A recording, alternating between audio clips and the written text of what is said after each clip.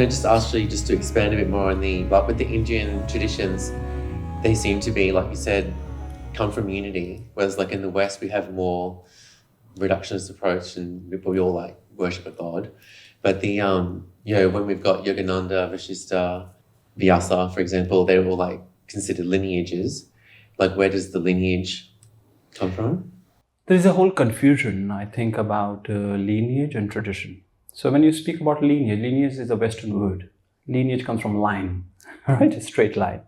That causality, okay, A to B to C to D to E and F and so on and so forth.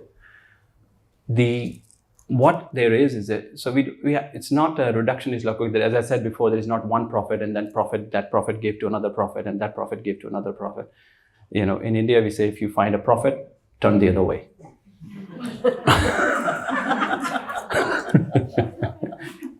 And so it's a collection of teachers, right, who are drawing, and it's a living tradition. And so it's like if you look at a university, for example, just the only difference is that in many universities in India, and it happened to be one big university where different teachers were drawing from it and simultaneously feeding into it, right?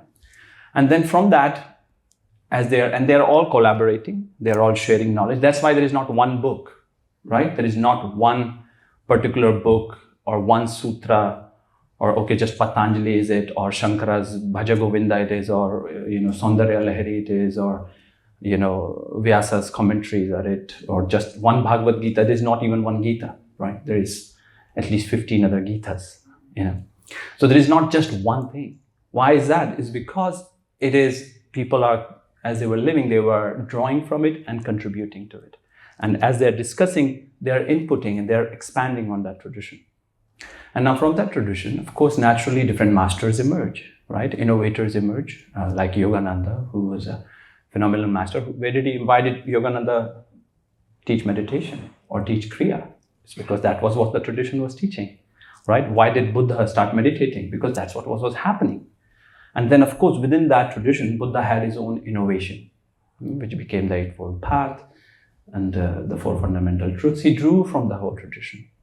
Same did when Yogananda, when he went to America, he realized, I'm teaching in America and I have to shift the teaching slightly. So he modified the teachings, made it more relevant for a predominantly Catholic country at that time. He was in the 40s. It's a very different land. So he modified the teachings accordingly. And so the fundamental base is unity, and the intention is to arrive to unity. And the lineage comes from the teacher. So there is the whole tradition. And then you might, let's say, from that tradition, one teacher emerges, let's say, Paramahansa Yogananda, and then he travels out of India and goes to America. And then he starts teaching there. And then someone just studies with him. And so now he says, I'm from Yogananda lineage. Do you follow me? And of course, Paramahansa Yogananda still puts the photographs of Sri Yukteswar, Babaji. But Babaji or Sri Yukteswar did not just have one student, that was Yogananda. If you go to Varanasi, then you study Kriya, which is very different than what Yogananda brought there. Right? So a teacher does not have one student. But amongst a group of students, one student might become more shiny. Clear? So we have to realize tradition and lineage. Lineage is just based upon what we are tracking in lineage is your connection back to the source tradition, right? Because we have to realize the source tradition we are speaking about, it's ultimately a tradition of the people. It's for each and every one of us. It belongs to each and every one of us, not to a particular nationality or a color. It belongs to each and every one of us. And there is no alpha apex identity in that, because that's the whole point of the tradition, to dissolve that. Yeah. Because it doesn't work. It doesn't work. That whole hierarchy, I am holier than thou and you are below. We tried it with good intentions, but we failed. And so to try to repeat that in it doesn't work. It doesn't work. And that's why the yogic tradition is still continuing and spreading, because it is fundamentally a tradition which enlivens each and every one of us, right? Because infinite potential pulsates in everybody.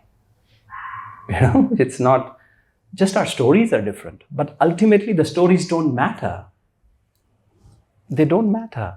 They're different and they're entertaining. We can enjoy the stories, aren't they? They're enjoyable. But at the end of the day, the stories don't matter.